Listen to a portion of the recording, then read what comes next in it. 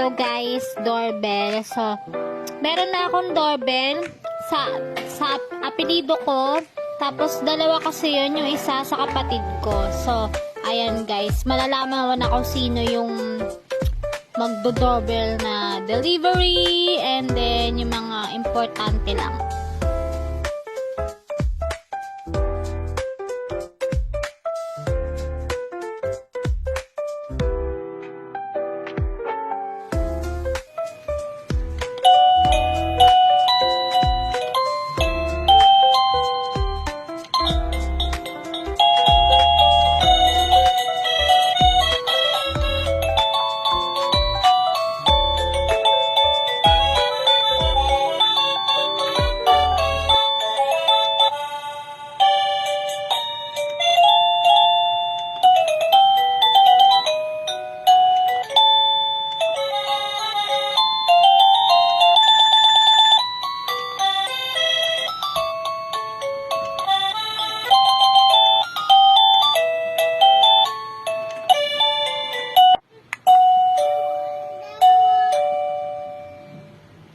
So, andito na ako sa baba, guys.